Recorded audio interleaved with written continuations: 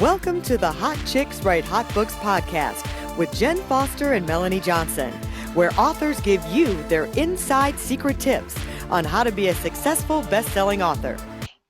Hi, welcome to the Hot Chicks Write Hot Books podcast. I'm Melanie Johnson along with my partner Jen Foster. We're the owners of Elite Online Publishing, and that's who this broadcast is brought to you by. We also have bookwritingretreats.com where you can come and spend a whole wonderful week with us down in a villa and write your book, and we publish it for you. So welcome today. We have Howard Partridge with us. He is a four-time author. He writes business and marketing books. I can't wait to hear his content and give us great advice. And since he's written so many books, he's going to have great advice on how to market and write your book as well.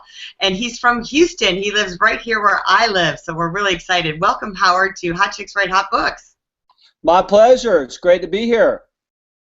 Tell us a little bit about your background and how you got into business. Part of your story I saw was that you started a business and it became very successful, but you had a journey to get there. I did. I'm originally from L.A., Lower Alabama. And my wife doesn't laugh at my jokes either, so it's okay. But I actually grew up very poor in Mobile, Alabama, and there were 7 kids crammed in a little 600 square foot shack, and the roof on this house was so bad that every time it rained, we had to get out all the pots and pans to catch the leaks. Well, my mother fed us on $100 a month from the welfare department, and when you grow up in an environment like that, what are you likely to turn out like? For me, I was a rebellious 18-year-old teenager, and I got kicked out of the house by my stepdad. I deserved it because I was totally rebellious. And I hopped on a Greyhound bus to come to Houston to live with my real dad, who I'd only met twice in my life. He left when I was a year old.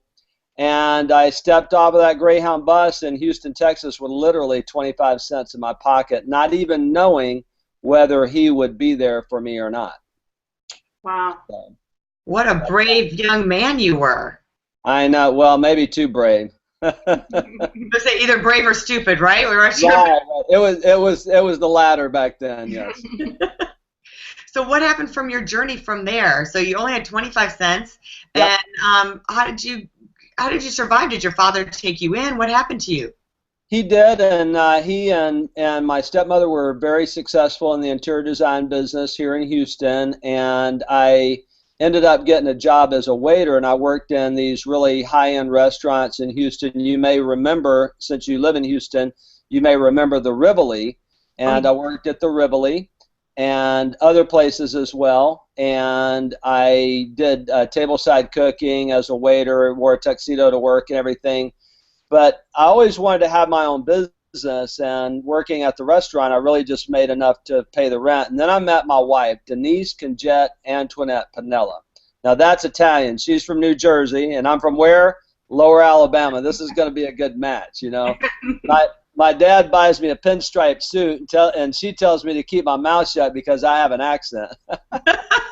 And I did back then. It was terrible. But I went to New Jersey, got married to my wife, and when you marry an Italian family, you don't get wedding presents, you get cash. And we got $3,000 cash and wedding money, and there was a friend of the family, same age as me, 23 at the time, tooling around in a little red Mercedes convertible, and I said, I want to know what that guy does, and I want to know if it's legal, Italians and all that.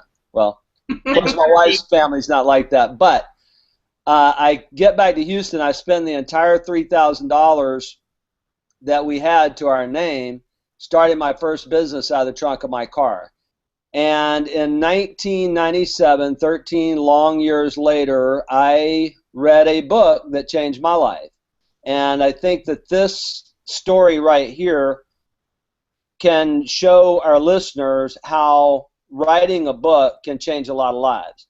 So here I was, a slave to my business. I worked 24 hours a day, 7 days a week, and I read Michael Gerber's book, The E-Myth Revisited, and it changed my life. And I said, wow, I could have a turnkey business. Really, I could take this business that I'd like to get rid of because it's so hard. I can have a turnkey business. So I started working on it, developing systems in my business, and transformed that business into a multi-million-dollar operation. I still own it today. It's a great company here in Houston. Yeah, what is And that? then, what's that? What kind of business is that? I was curious. Yeah, it's a company that we care for high-end Oriental rugs and hard surface floors for some of Houston's most exclusive and prominent citizens, world leaders, celebrities, people that you would recognize.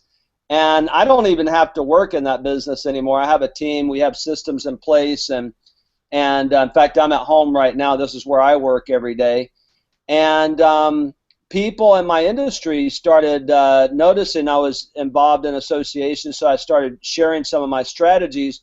They really liked them, so I decided to go into the coaching business, and I started doing seminars. I launched a company called Phenomenal Products, and I actually didn't even want to write a book. I was doing seminars, and I was very successful doing coaching and information products and seminars, and I didn't really want to write a book until I could have a New York Times best-selling book. And one of my mentors sat me down at a conference in Las Vegas, sat me down in the hotel room and said, look, you need to get your story out. You need to write a book. And so I did. I wrote my first book, which is called The 7 Secrets of a Phenomenal Life. And life stands for living in freedom every day. See, there's no freedom. Yeah, there's no freedom being stressed out. There's no freedom in not pursuing your life goals. There's no freedom in not becoming the person that you were created to be. And I love Zig Ziglar. In fact, I became Zig Ziglar's exclusive small business coach, and Tom Ziglar and I travel all over the world together, and they're involved in our conferences. In fact, our conference next week in Dallas is called the Ziglar Business Growth Conference. And one of the things I learned from Zig is this little wheel of life. And you're probably familiar with it, and I'll show it to you on the screen. This is one of the things that's cool about Google Hangouts is you can show stuff like this. But this wheel right here represents the 7 core areas of life. And so my question to people is, which one of these areas are you supposed to be unsuccessful in? And the answer, of course, is none, right? Zig said that success is living a balanced life. So I wrote my first book around those 7 core areas and what my philosophy is on those 7 areas, right? And everybody really liked it. I actually give this book away now on I can give you a link a little bit later, but I give the audio and the ebook away because really the thing that a book does is it helps you, it tells your story, it helps you get your message out there, and a lot of people buy a book before they'll come to your seminar or something like that, and it gives them a way to get to know you. That's right. I really love how you have set yourself up with a platform, and you kind of did it different where you started with your platform first and then wrote your book. Yeah. But your book continues on that platform. Yeah.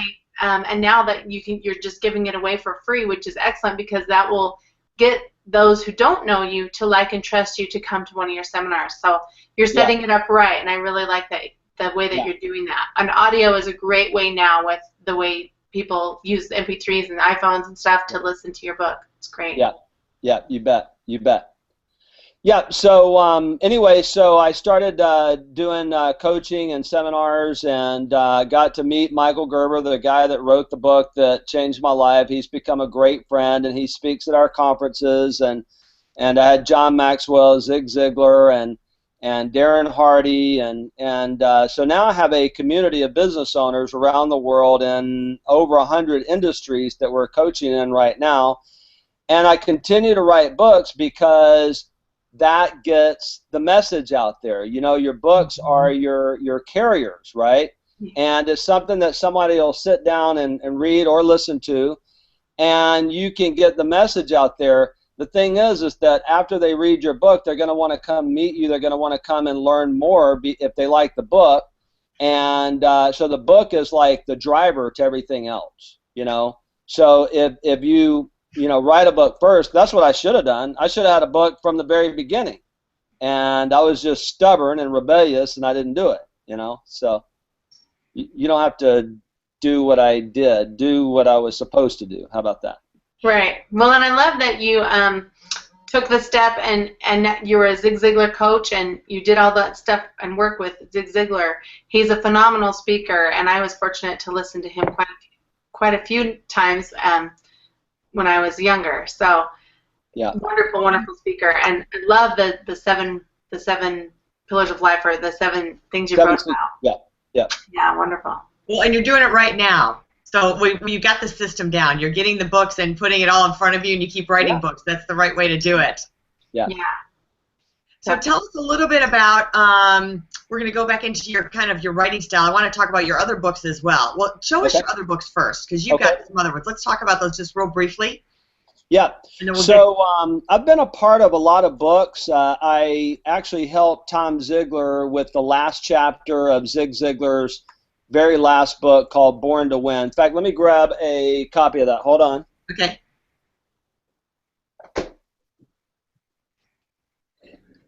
I didn't plan on doing that. Sorry about that. But Zig Ziglar's last book is called Born to Win.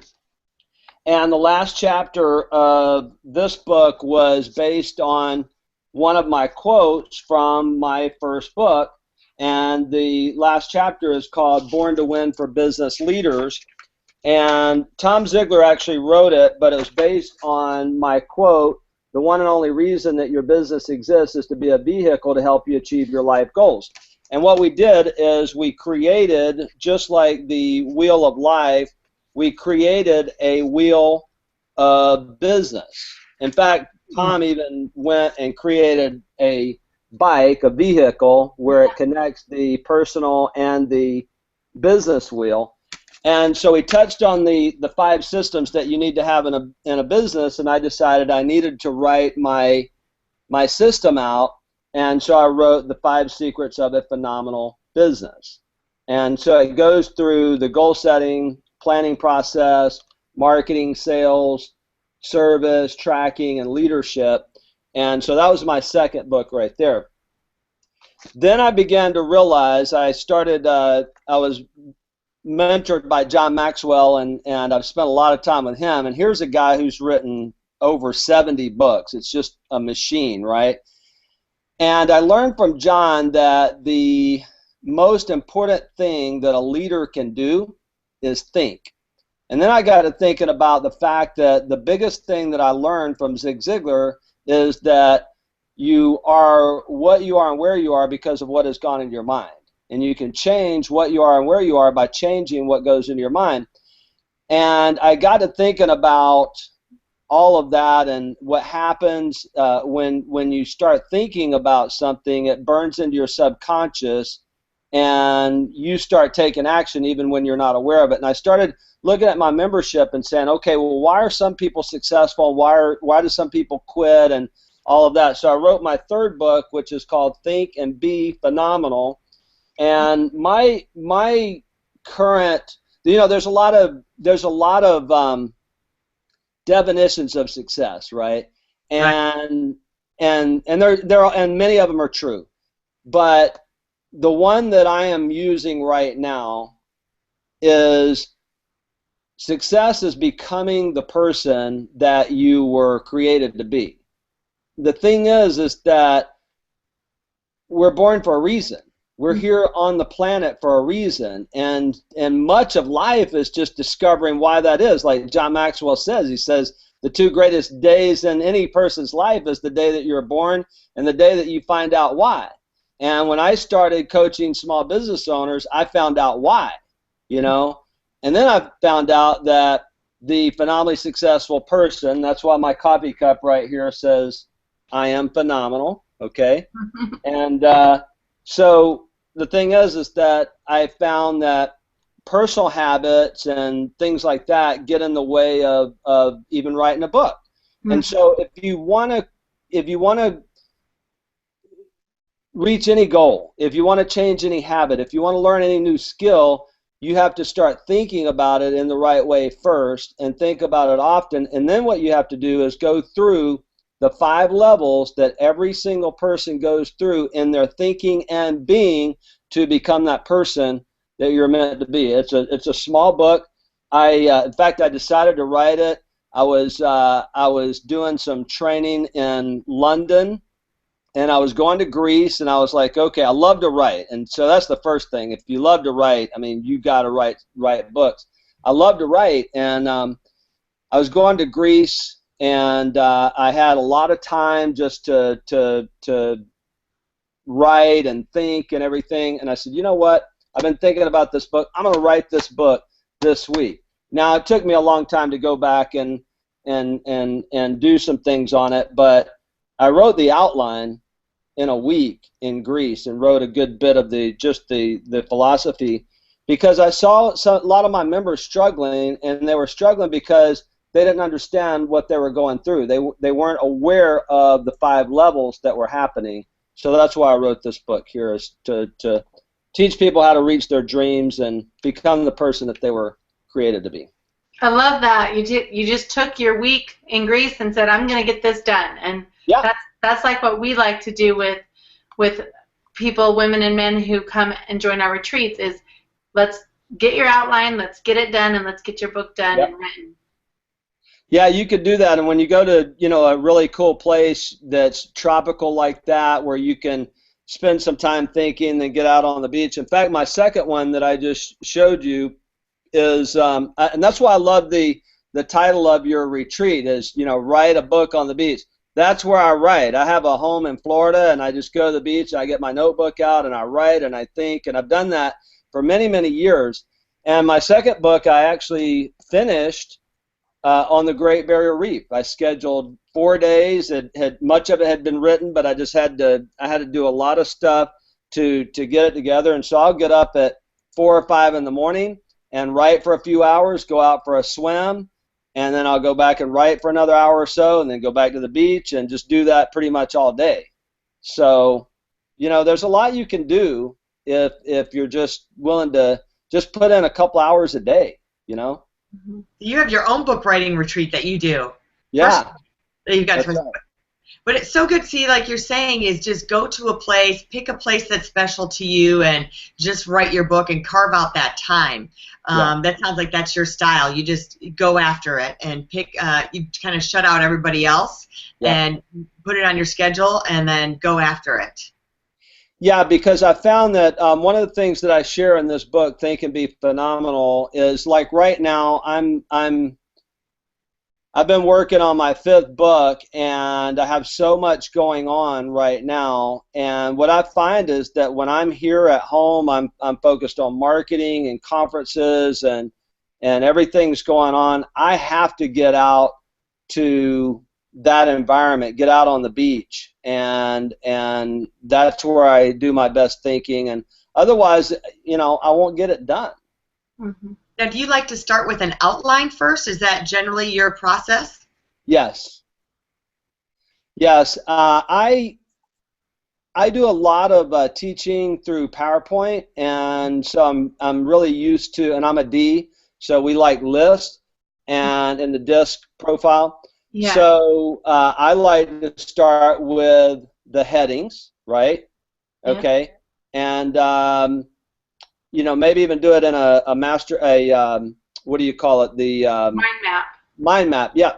Mm-hmm. And so you come up with the different headings, right? Whether it's in a list or on a mind map, and then you start thinking through the different parts of that thought or that heading, and then you have subheadings. And once you have this whole list, or you have these different lists, then now you have really all your content laid out, and then you just start writing and filling in the blanks. You can move it all around later if you want to. You guys probably one of the things you teach. Yeah, that's one of a great writing style. Excuse me, a great writing style. Really good writing style to do it that way. Brainstorm with a mind map, or in grade school we called them spider webs. Yeah. Very good. We learned a lot in grade school that we could use today, right? I think somebody wrote a book about that one time too. Now, what do you like to do? You market your books through your speaking and your coaching. Tell us a couple things I want to know is your marketing strategy for your book, because you're getting ready to launch a book. So what is your marketing strategy for that? And then how you use your book as a platform and how it helps your business. Yes. Okay. So one of the things that I teach business owners, and I would really recommend that anybody writing a book, think about your book as a business. Ah. If you don't think about your book as a business, then it becomes a hobby, and a hobby is something that you just kind of do when you feel like it. And if you want to really have a big impact, even if it's not about the money, the thing is that if you approach it as a business, the more reach that you get, then the more impact you can have and the more lives that you can change, right? And so the thing is that think about it as a business, and all of business is about relationships.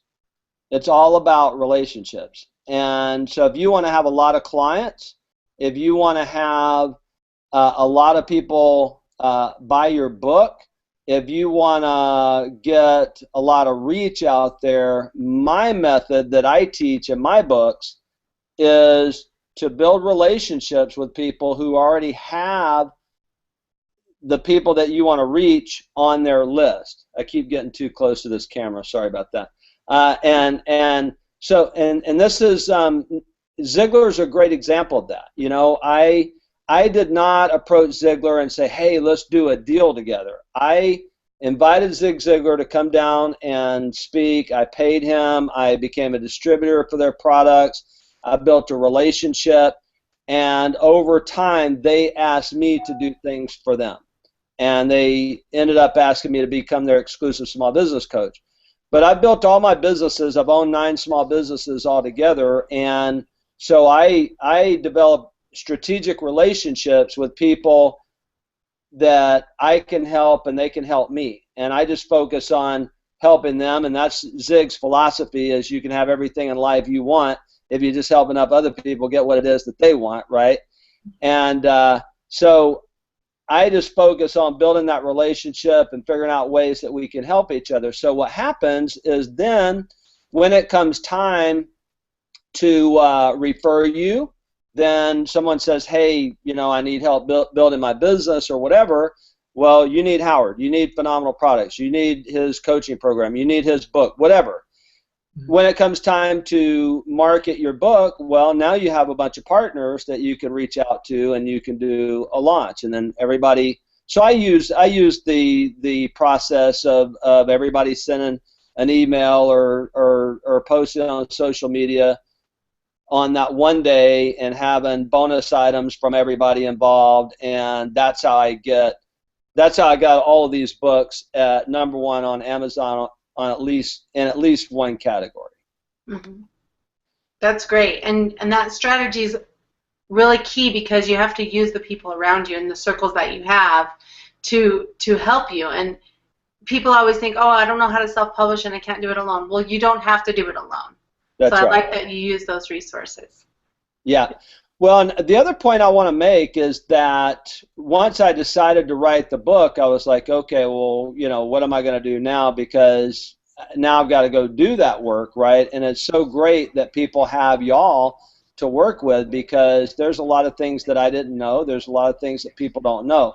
I personally got real fortunate because I was speaking at a conference, and I was actually emceeing the conference. So I had a couple presentations, but I was the guy that was, you know, getting everybody excited and everything, and that's not something that I typically do, but I did it for this group. It was actually one of Bob Berg's events. He's a great friend of mine as well, and it was one of his events, so I was emceeing the event, and we brought Zig down there and everything, and I said, okay, look, these guys, this audience, I've been having a good time with them the last few days. I said, look, I'm going to do this presentation. I'm thinking about writing a book, and I want you to tell me what you think. Okay, you can give me constructive criticism. These are all things I've been teaching for a long time, but I'm going to put this in a book, and I want to know what you think. Well, I get done with the presentation. Everybody loved it. Guy walks up to me, gives me his card, and he says, hey, I'm a publisher, and I want to publish that book. Wow, that was awesome. Yeah, so the point of that is, it's not that, you know, go do a presentation, hopefully there's a publisher in the audience. the message there is, the point is, have a great message. And if I could give the listeners, the subscribers, one piece of advice, it would be this: write a great book. I could have done so much better on a couple of my books. I'll let you figure out which ones they are. So 2 of my books I worked really hard on, and they're really, really great. All my books are phenomenal, and they all have great content, but I could have done better. For example, I rushed one of them and ended up with some typos and things like that. And you know, one of the things I learned from John Maxwell is that, you know, once it's printed in a book, that's permanent. Even if you have another edition and fix that or whatever, you know, somebody's got that book on their shelf, and that's permanent. So make it good, and you got to really work hard to get there. You know, one tip is, like you say, once they buy it, they have it, especially if they're getting the paperback. Yeah. But with today's technology, we tell people, just in case, like you think of something, like you might go, oh my gosh, I forgot to put these quotes in. I want to include something from John Maxwell. You can go back and put that in, even though your book has been launched on Amazon and Kindle. Yeah, that's right. Yeah. You mean like on an ebook? Yeah, and an ebook for sure. Even on the paperback, because they'll update it for you, and Well, then too, yeah. they order it again. So let's say you, you know, I haven't ordered your book yet, and then you made an update today, and I order it next week. I would get the revised version. Right. Yeah, that's good advice. Good advice, because it does happen even on your good books. The fact is that there's just, you know, a time issue that you're dealing with, and you got to get it finished. You got to get it out, and you're gonna learn more. You're gonna grow more, and 6 months later, you're going to be like, oh, why didn't I tell that story? Or why didn't I, you know, put this in there? So, but that's when it's time to write another book. There you go. The second half of this interview is in the next episode of Hot Chicks Write Hot Books podcast.